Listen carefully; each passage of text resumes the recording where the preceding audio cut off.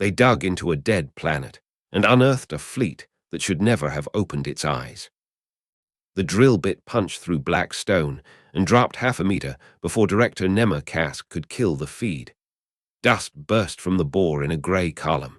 Beneath it, something smooth caught the floodlights and reflected them in a curve too precise to belong inside a dead planet. Kask leaned over the rail of the excavation gantry. Clear the dust. Vacuum blowers pulled the powder away. A dark metal surface emerged beneath the fractured basalt, wider than the trench and marked by shallow seams. Chief Geologist Luro Tan crouched beside it with a scanner.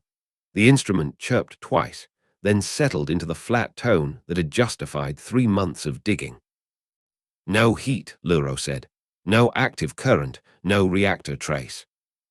Kask looked through the pressure glass toward the horizon. Namaris had no wind, no clouds, and almost no atmosphere. Its sun hung small and white above plains that had been sterile before the Selkan Prospecting Union existed. There were no cities, no bones, no vegetation, and no reason for anyone to care what lay under 6 kilometers of stone. Except the human, standing at the lower gate. Avery Solis had arrived 40 minutes earlier in a courier no larger than one of Kask's or Tender's. She wore a dust-marked field jacket rather than armor and carried a hard case with a cracked handle. She had asked to speak before the final bore. Kask had given her 5 minutes. She had used 3. Now she stared at the exposed curve without moving. Kask keyed the gate open. You said there was old human material in this region. I said the region was under custody. Custody requires an active claim. It has one. He gestured toward the scanner in Luro's hands. Then your claim has been asleep for a very long time. Avery came closer. The floodlights picked out a line in the metal, then another. They met in an oval shape almost 3 meters across. It looked less like a hatch than a closed eyelid. Her expression tightened. How deep did you cut? She asked. 6.2 kilometers. How wide? Enough. That isn't an answer. Kask disliked the change in her voice because it was not fear. Fear, he understood. Anger could be priced. The human sounded like an engineer who had just watched someone remove the wrong panel from a machine. Luro swept the scanner over the oval seam. It is not powered. Avery looked at him. That does not mean it is dead. Kask tapped the gantry rail. We have 25 subsurface masses in the same spiral formation, same alloy response, same null energy profile. Your office sent 1 courier and 1 custodian after we filed a salvage notice. If these were active military assets, someone would have arrived with a fleet. Avery's gaze stayed on the buried metal. Someone did, she said. For a moment, the only sound in the control shelter was the slow ticking of a cooling pump. Kask smiled despite himself. That is a good line. It wasn't meant to be. He had heard enough. The Selkan Union had paid for the survey rights, the orbital permits, and the drilling infrastructure. Namaris appeared on every recognized chart as an uninhabited dead world. Human records called it a restricted historical zone, but no public filing described weapons, reactors, or operational facilities. The most likely explanation remained the simplest. Ancient hulls, stripped of power, buried after some forgotten war and later protected by sentimental language. Salvage, in other words. Kask ordered the trench widened. The cutters moved in pairs. Their diamond heads peeled basalt away from the curved surface, exposing black plating that showed almost no corrosion. Workers fixed guide lamps to the rock. A kettle clipped to the shelter wall heated recycled water. Luro kept a paper tag tied around his wrist because Selkan suit computers had an irritating habit of losing local sample numbers after pressure cycling. Avery set her cracked hard case on a folding bench and never opened it. After 9 minutes, a worker found a channel in the stone. It was too straight to be geological. Kask climbed down with Luro and Avery. The channel ran beside the buried hull like a gutter, only its walls were lined with pale ceramic blocks and braided metal rails. "Maintenance access," Luro said. Avery shook her head. "Cradle rail." Cask turned. "For what?" "For the ship." Luro looked from the rail to the immense curve. Ships do not have cradles under kilometers of crust. These did. That was the first fact that disturbed Cask. Not because he believed her, because the rail was real. He ordered a non-invasive scan of the trench walls. The result came back with 3 parallel channels descending farther than their instruments could resolve. Similar structures appeared around the other 24 masses, not random debris, not a graveyard, infrastructure. Cask's model changed slightly, but not enough. A buried dry dock could still be abandoned. Rails could outlive their purpose. A military installation could become archaeology if everyone who understood it was gone. He returned to the shelter and opened a direct link to the Selkin security cruiser in orbit. "Hold position over Site 1, he told Captain Ruskell. "No active weapons. We may have found an old defense complex." Avery heard him. "Do not put a warship over the trench." Cask muted the link. "Why?" "Because if the cradle reads an armed mass above launch space, it will classify the site as obstructed." "And then?" "I don't know which revision this yard is running." That answer pleased him more than it should have. "So you do not control it." "That is not my claim." "You said you do not know." "I said I need to inspect the service layer before you give it another reason to make decisions." Cask studied her. "Your courier transmitted no command codes." "My courier is a courier." "Then what exactly are you?" Avery finally opened the hard case. Inside lay no weapon. There was a spool of copper-colored service fiber, a hand lamp, 3 mechanical adapters, a slate with a dented corner, and a flat key made of dull composite. The key had no display and no visible contacts. "Custodian," she said. Luro lifted his scanner. "Director, I am reading a thermal change." Everyone looked at the exposed oval. The temperature had risen by 2 degrees. Then 3. No reactor trace appeared. No current showed in the hull, yet the metal was warming from below. Avery moved first. She knelt at the cradle rail and brushed dust from a recessed socket. "Power down the cutters." Cask did not answer. She looked up. "Now." He hesitated only because he resented being ordered on his own site.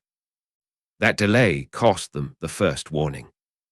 A low vibration passed through the trench. It was not an explosion. It was too steady. Dust trembled on the lamps. The kettle in the shelter rattled against its clip.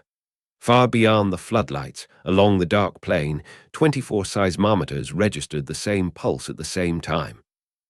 Liro's face lost color. "The masses are coupling." "To what?" Cask asked. "The planet." Avery pushed the composite key into the socket. Nothing happened. She twisted it 90 degrees. The pale ceramic blocks beside the rail came alive one after another, not with light, but with a soft change in texture, as if frost had vanished from glass. A line ran down the trench and disappeared into darkness. Cask's orbital link crackled. "Director," Captain Ruskell said, "we have a problem. Ground returns are reorganizing under you." "Define reorganizing." "Those buried masses are no longer reading as geology." Avery kept one hand on the key. "Tell your cruiser to move off the vertical." Cask unmuted the link. "Ruskell, shift 10 kilometers east." "Reason." "Do it." The answer came too late. The oval seam in the buried hull opened. 2 overlapping plates withdrew soundlessly, revealing a recessed circle of dark glass. For 1 second, it remained black. Then a pale gold point appeared at its center. The point widened. The circle focused. It did not resemble a lamp. It resembled an eye finding the room. Across Namaris, 24 other buried hulls opened theirs. Every monitor in the shelter filled with new contacts. No engines lit, no guns unfolded, nothing rose from the ground. The fleet simply looked up. Captain Ruskell stopped speaking. Kask stared at the orbital display as 25 narrow tracking lines climbed from beneath the planet's crust and settled on every powered object above Namaris. Security cruiser, ore tenders, survey skiffs, relay satellites, Avery's tiny courier. Liro whispered, "They can see through 6 kilometers of rock." Avery removed her hand from the key. "No," she said quietly. "They were never looking through it." Kask turned toward her. "What does that mean?" She glanced at the cradle rails, the ceramic service blocks, and the eye now open beneath the floodlights. "It means you did not uncover ships buried in a planet." The vibration deepened under their boots. "You uncovered ships docked inside one." The distinction moved through Kask slowly. A grave held what had finished. A dark held what might leave. He looked again at the orbital plot. The 25 contacts had no engine signatures, no weapons emissions, and no conventional power curves. By every test he trusted, they remained inert. Yet each one tracked traffic with impossible steadiness. When an ore tender changed altitude, 3 buried eyes shifted their attention before the tender's own transponder updated its projected path. Liro checked the cradle channel. "There is load in the rail now." "How much?" "I cannot measure it. The sensor thinks the rock is carrying structural stress from somewhere below our range." Avery closed the hard case, but left the composite key in her hand. Kask said, "Can you shut them down?" "I can ask the yard to return to storage state." "Ask." Custody is not ownership. The system has safeguards against one person burying a fleet that believes launch space is threatened. Above them, Ruskell's cruiser finally began its eastward burn. Every golden eye followed it. Kask felt the first fracture in his certainty. Not panic, not surrender, a question. If the ships had no reactors, what had warmed them? If the planet was only a tomb, what carried load through its crust? And if Avery had come alone because she expected no fleet, why did 25 warships recognize her key? He gave the order he should have given earlier. "All cutters stop." The cutters stopped, but the planet did not. For the next 4 minutes, Namaris hummed beneath the excavation site, not loudly. The vibration stayed just below the level that would shake equipment loose. It passed through boot soles, gantry braces, water tanks, and the folding bench where Avery's service tools rested. 25 buried ships maintained their tracks on orbit, while the ceramic blocks beside the cradle rail warmed to room temperature. Kask ordered every drill head lifted clear of the trench. That was not enough. A notice appeared on the main shelter display, in plain human trade script. "Launch space obstructed. Custodial response required." Kask read it twice. "You said the fleet was asleep." "It was," Avery said. "This is an active military warning." "It is a dark warning." Those words are becoming less different by the minute. Avery almost smiled, but did not. She connected her dented slate to the service fiber and fed the other end into the cradle socket. The slate took several seconds to recognize the ancient interface. Liro stood behind her. "How old is this place?" "Old enough that my office keeps physical adapters, because software emulation fails." "That is not an age." "It is the age I have." Kask watched the tracking lines. He no longer thought of the 25 shapes as salvage. That classification had collapsed when the ships responded as a coordinated system to an obstruction they had not been told about by any modern network. His second assumption remained. Operational awareness did not equal combat readiness. Without reactors, a fleet could see and still be unable to move. Then the planet answered that too. A deep tone sounded from the trench. The cradle rail beside the exposed hull shifted upward by the width of Kask's hand.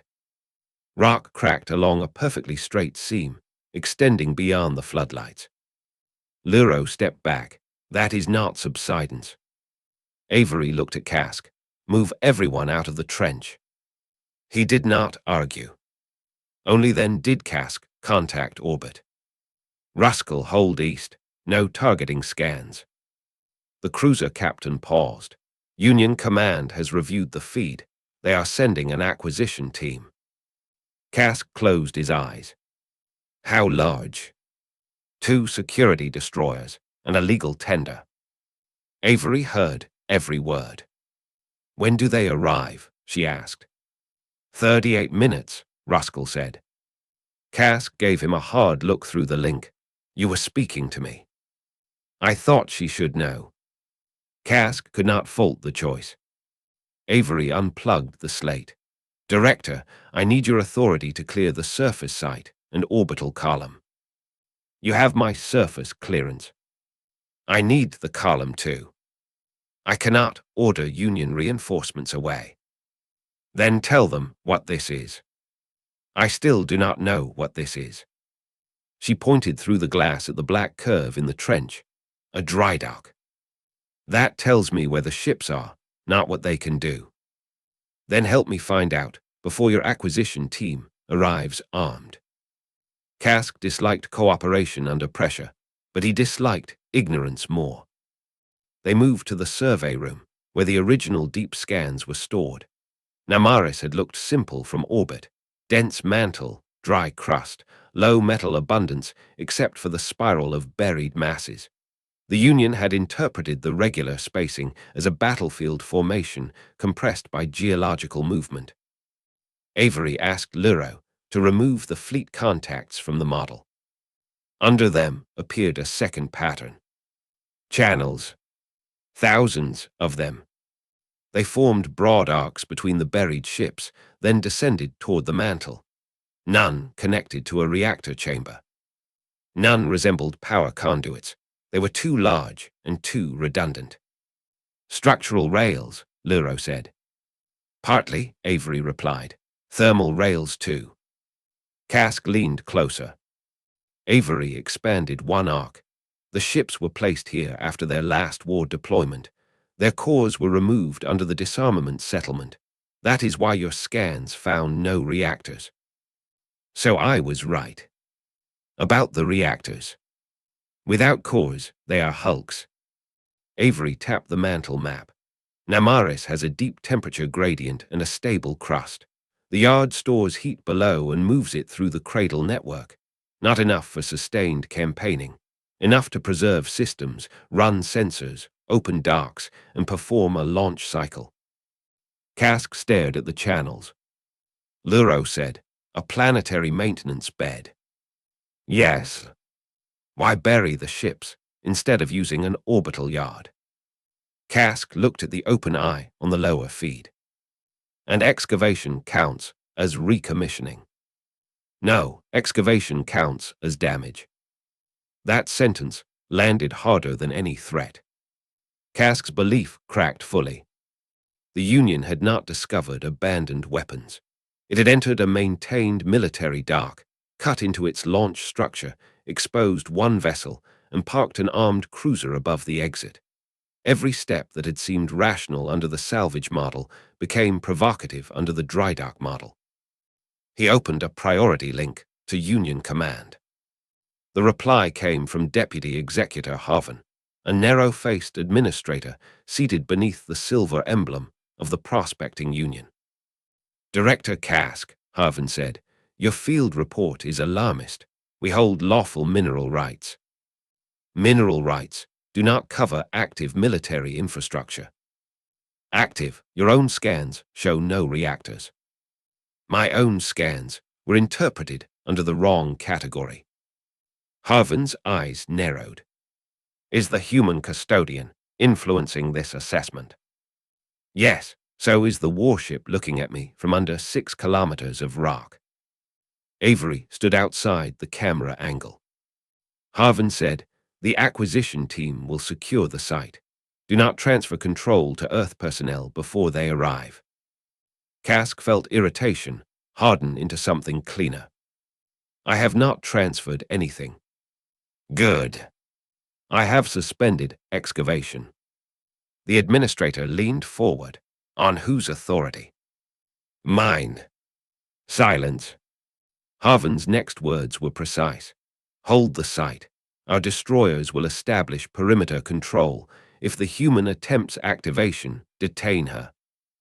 Avery stepped into view. "You should not do that," she said. Harvin looked almost relieved to have a simpler opponent. "You have one courier and no recognized deployment rights here." "I am not deploying anything." "Then there is no problem." "I am trying to prevent your ships from making one." Harvin cut the link. Kask exhaled through his nose. "You could have been more diplomatic."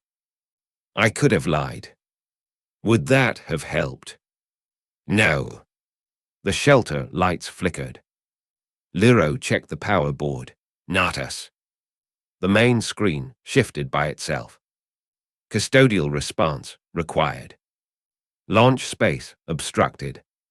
Damage state expanding. A new indicator appeared beneath it. Cradle 1, release ready. Kask felt every person in the room turn toward Avery. "What happens if you authorize release?" he asked. "One ship comes out. And if you do nothing?" "If the system decides the dock is under continuing attack, it may advance from maintenance logic to defense logic." "May." This yard was built to survive loss of custodians. "Can you stop that?" Avery looked at the composite key. "Yes." The answer surprised him. "How?" "By accepting custody and giving it a narrower order." "What order?" "Clear the dock, protect life, no offensive pursuit." Kask studied her face. "That sounds like activation." "It is." "You came here telling me not to wake the fleet." "I came here hoping you would stop digging before we had to choose what waking meant." Above Namaris, the Union acquisition force translated into the system early. Two destroyers appeared beyond the moonlit line, followed by a legal tender broadcasting salvage authority on every channel. Their drives burned bright against the black. Captain Ruskell's cruiser remained east of Site 1, exactly where Kask had ordered it. The newly arrived destroyers did not. They descended toward the excavation column. The buried eyes adjusted together. Avery keyed the surface intercom. "All personnel stay inside shelters. Seal trench access. Do not power heavy equipment." Harvin came back on the command channel from the lead destroyer. "Custodian Solis, you are ordered to disconnect from Union property." Avery looked at Kask. He said, "The cradle is not Union property." Harvin's expression changed. It was a small change, but Kask saw it. The field director who had been expected to defend the salvage model had abandoned it. "Kask," Harvin said, "stand down." "No." The lead destroyer began a targeting sweep. Avery inserted the composite key into the shelter console.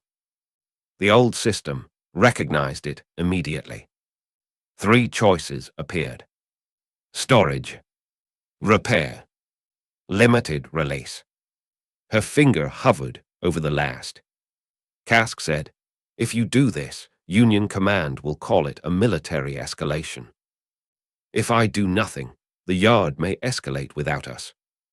Can you guarantee your fleet will not fire?" "I can guarantee the order I give it." "That was not my question." "No." Harvin's destroyer locked a tractor beam onto the exposed hull. The trench alarms screamed. Rock moved. Not shattered, moved. Along a circle nearly a kilometer wide, basalt split on buried seams and began sliding aside in enormous fitted plates. Dust rolled upward in slow curtains. The black hull beneath them became visible from bow to stern, resting in a cradle that had been mistaken for geology. It was not a relic. Its armor was clean. Its control surfaces were folded. Its gun ports remained closed. The golden eye at its bow tracked the destroyer overhead. Harvin whispered something off-channel. Avery pressed limited release. Custodial order, she said. Clear launch space. Protect all crews. No pursuit beyond Namaris control volume. The planet accepted. Cradle 1, release. For the first time, Cask saw the buried ship move. It rose without a reactor flare. The cradle rails lifted it on stored mechanical and thermal power, pushing millions of tons through the opened stone like a vessel leaving a dry dock elevator. Only after its bow cleared the trench did compact, maneuvering drives ignite along the hull. Every Selkan weapons officer in orbit received the same message. Clear launch space. Harvin answered by increasing the tractor beam. The human warship did not fire. It rotated 3 degrees. The tractor beam struck a section of armor designed to take towing load, and the destroyer was pulled off its own descent line by the momentum it had tried to impose. Automatic collision safeties cut its thrust. The ship rolled helplessly aside, while the released vessel continued upward at walking speed relative to the surface. Cask watched the impossible become mechanical. No hidden cannon had saved the human ship. No secret reactor had ignited. The Union destroyer had simply tried to tow a vessel whose dock was stronger than its engines. Avery lowered her hand from the key. "One ship," she said. "Now tell the others to move." Cask sent the order himself. All Union vessels clear the vertical launch column. Cut tractors. Cut targeting sweeps. This is now an active dry dock incident. Harvin answered from the lead destroyer. "You do not have authority to reclassify a Union claim under foreign pressure.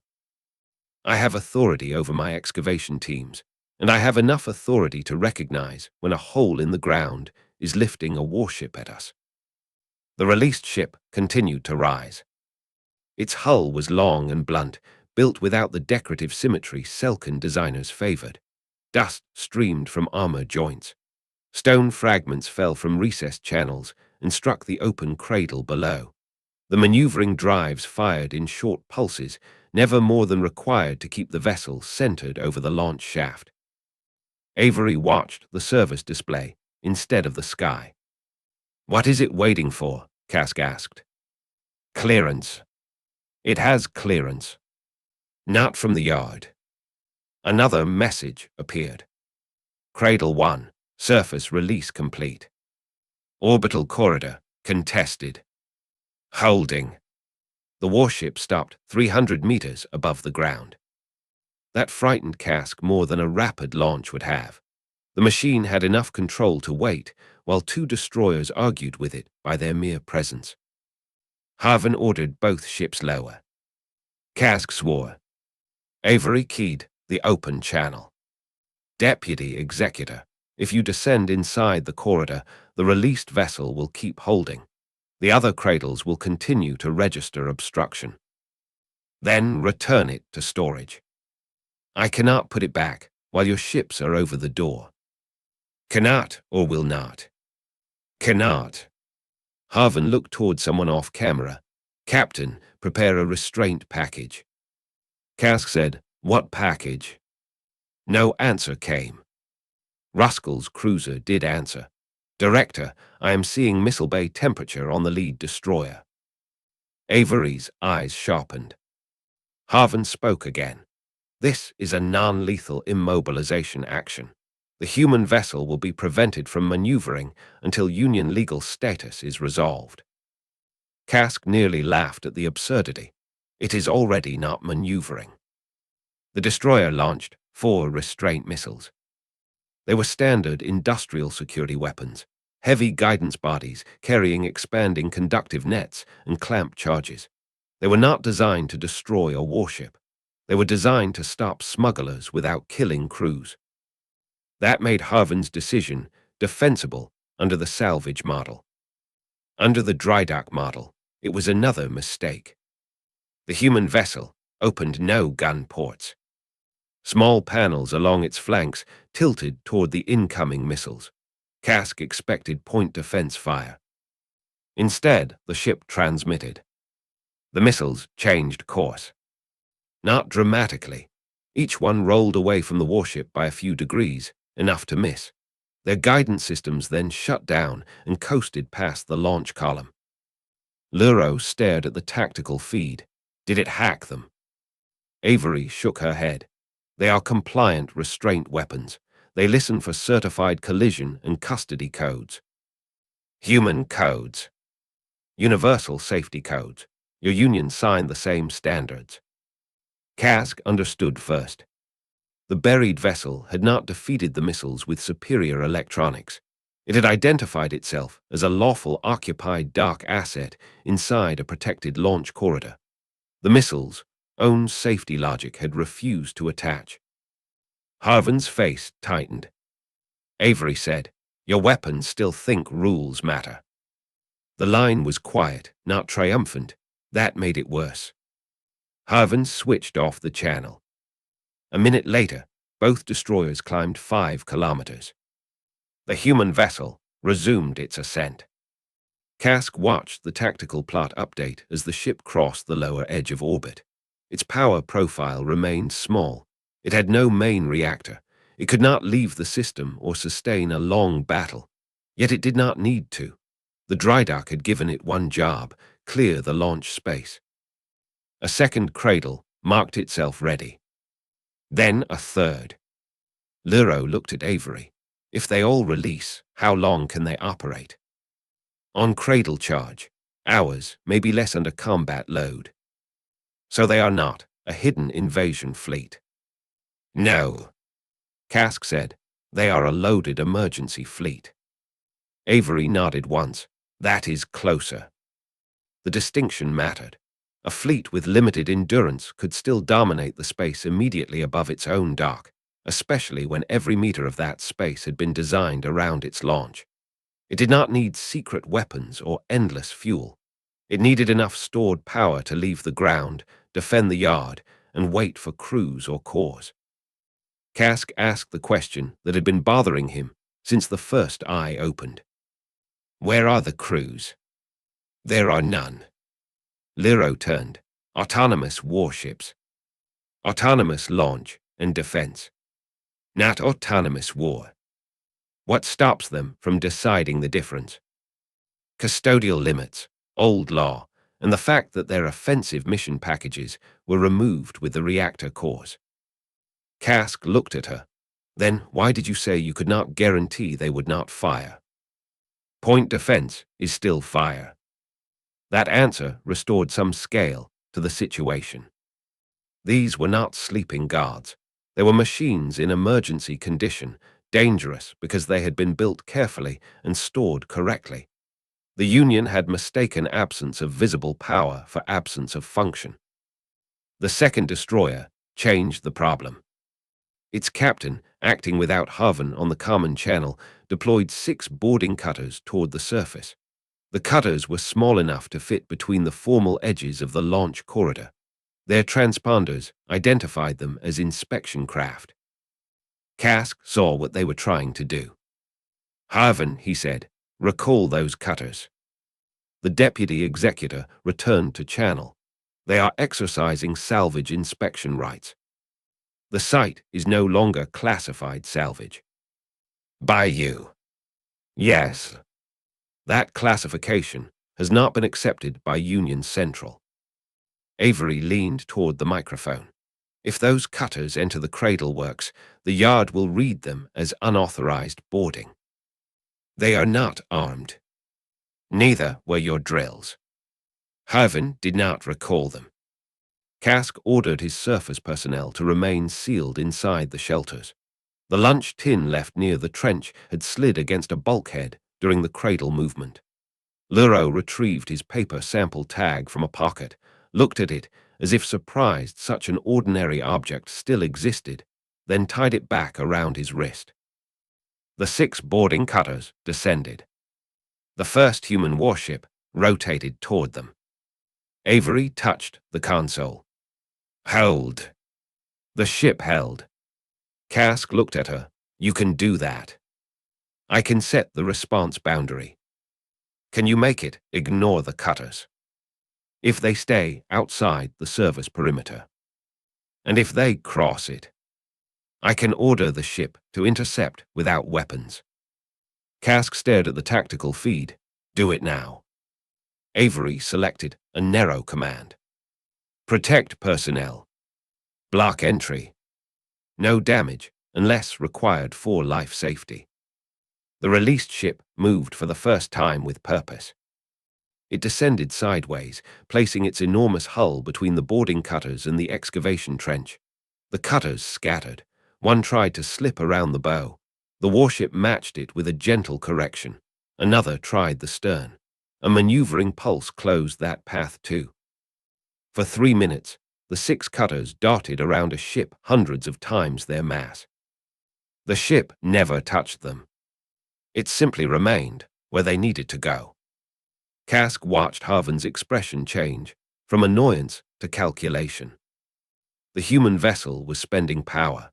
Its stored charge indicator ticked downward on Avery's slate. It could not perform this dance forever. But the yard did not need forever. Cradle 2, release requested.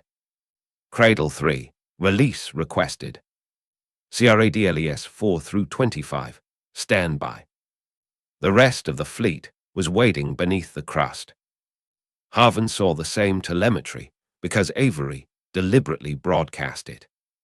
"You are threatening us with 25 warships," he said. "No," Avery replied. "I am showing you the cost of refusing to move 6 cutters. Withdraw the first ship. Withdraw the cutters." Harvin's jaw worked. Cask stepped into camera view. "This is my order too." That mattered. The dispute was no longer human custodian against Selkan's salvage authority. It was field evidence against distant ownership. Harvin could overrule Cask later, but not without accepting responsibility for what happened next. For a moment, it seemed he understood. The cutters slowed.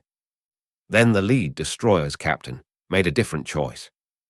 A warning flashed on Ruskell's feed.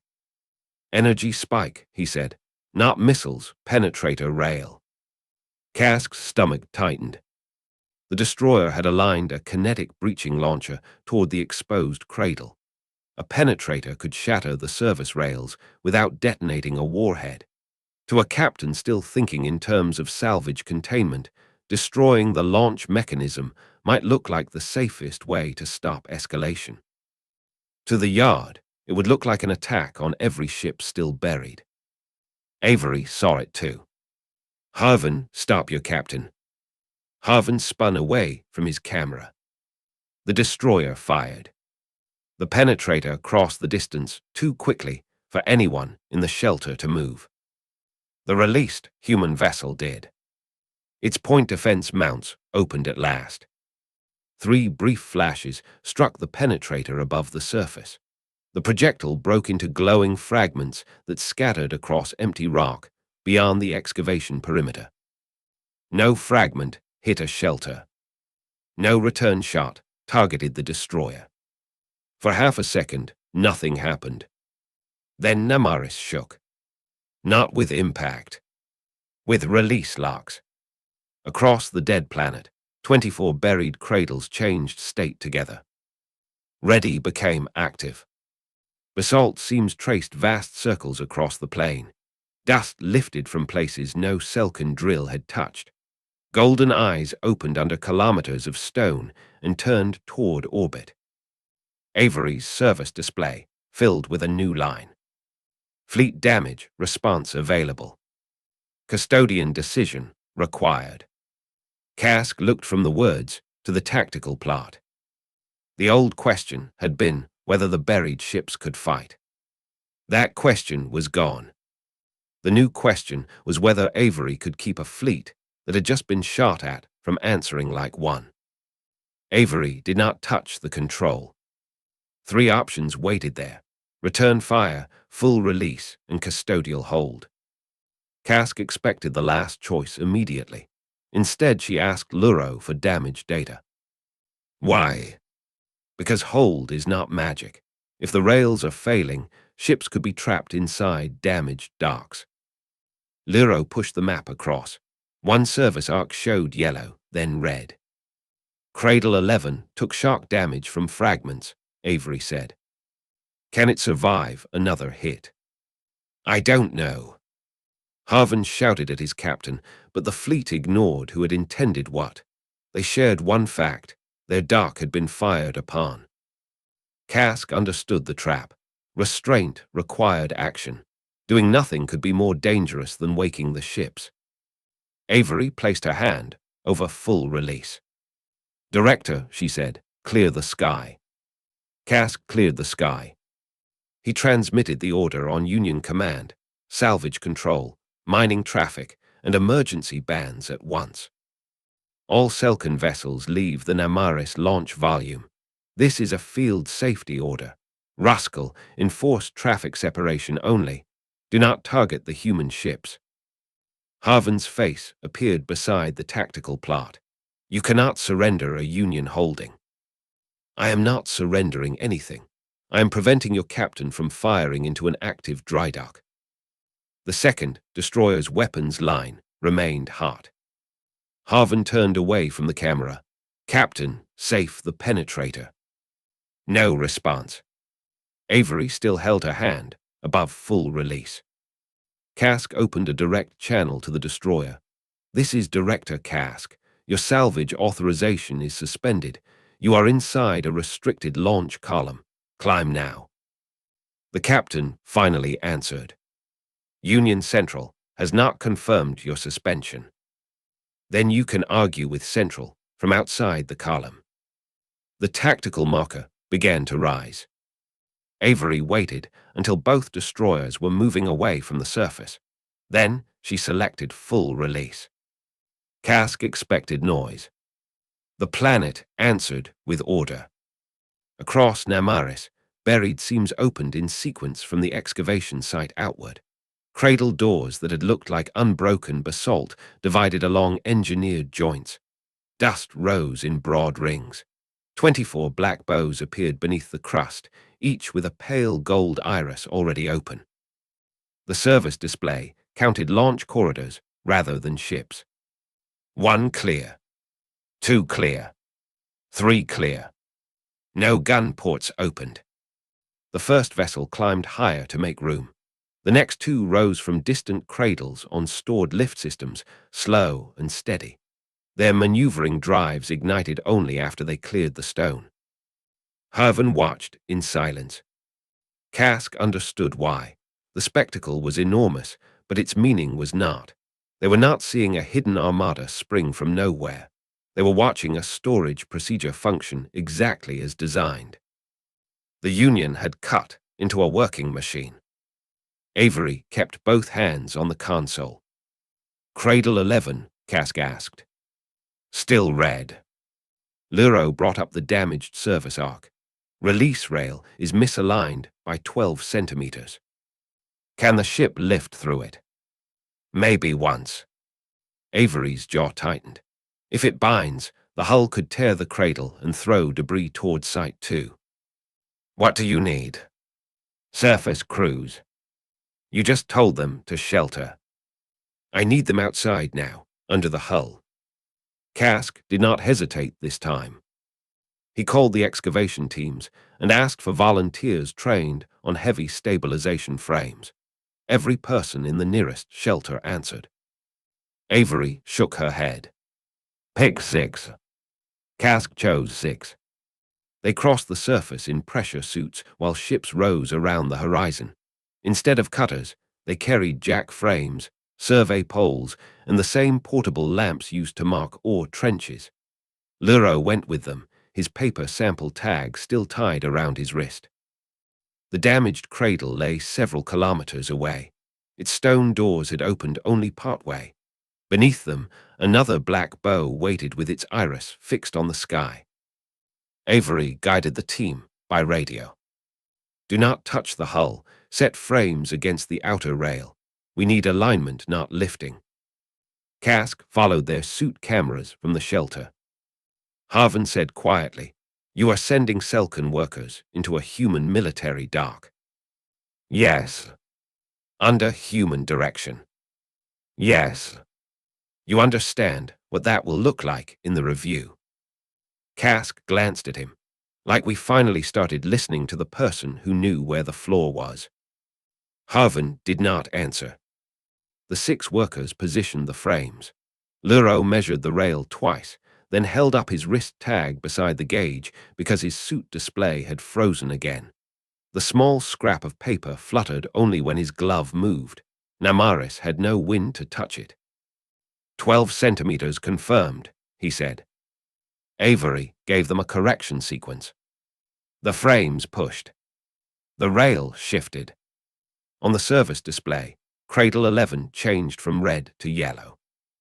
Then green. Avery exhaled. Clear the cradle. The workers retreated behind the stone berm.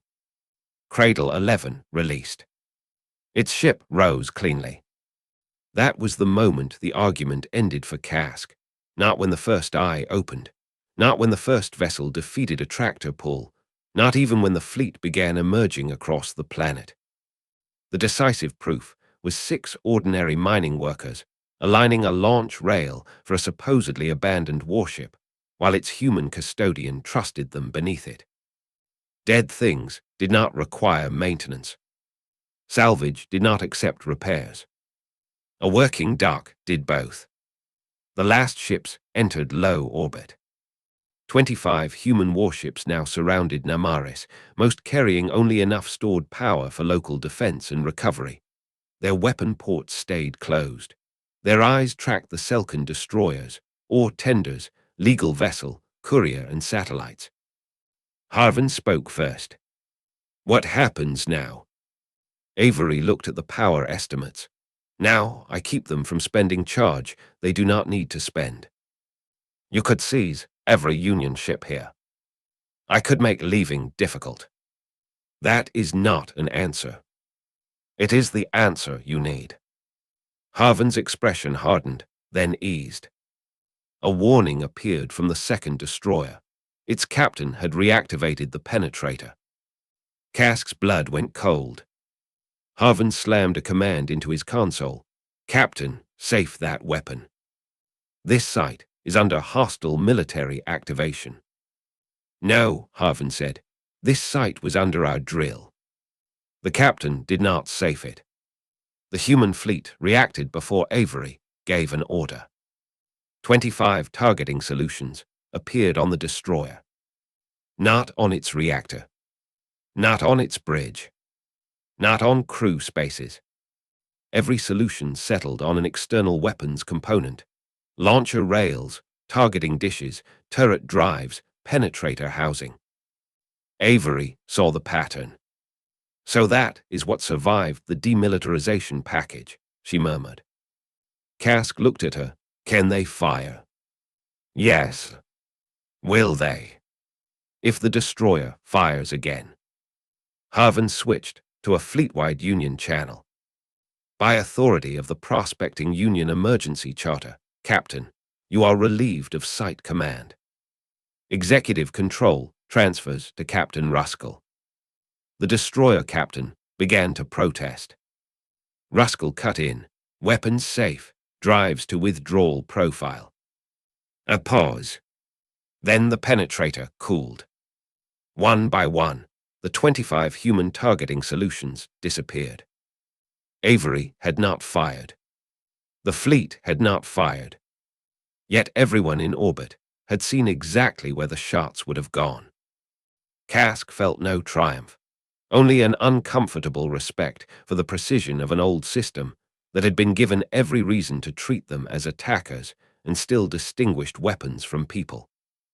The ships held position until all Selkan security vessels reached the outer control boundary. Then Avery selected Return to Cradle for 19 of them. Harvin stared at her. You are putting them back. They have no crews, limited charge, and no current mission. After all this. Especially after all this. Why wake them at all? Because one cradle was damaged, one launch corridor was obstructed, and your ships kept increasing the risk. Waking them was how we made the situation smaller. Kask almost laughed. The first of the returning vessels descended. Its maneuvering drives went dark above its shaft. Cradle rails took the weight and lowered the ship into Namaris. Stone doors remained open for inspection rather than closing over the hull. 6 ships stayed in orbit, including the first vessel, while the damaged cradles were checked. Union Central called 11 minutes later. This time no administrator appeared alone. A review panel filled the screen. Safety, legal, military liaison, extraction rights, and one tired official from interspecies claims. Kask gave his report. He did not soften it. The legal official asked, "Are these vessels currently commissioned?" Avery answered, "They are reserve assets under custodial storage. Today's release was a site defense and damage control action." Do they possess interstellar endurance? Not without reactor cores and crews. Could those be installed? Yes. Harvin looked at her sharply. She continued, "That is not what happened here." The panel withdrew for 13 minutes. When the panel returned, the legal official read the ruling. Namaris is reclassified effective immediately from inactive historical extraction zone to active custodial drydock. Harvin closed his eyes. All mineral work within the Cradle network is suspended. Existing Selkin equipment remains on site for stabilization under joint safety supervision. No armed vessel may enter designated launch columns without custodian clearance. Salvage claims on the 25 hulls are void. Kask asked, "And the Union crews?" They retain labor and equipment rights for approved stabilization work. Avery nodded. Acceptable.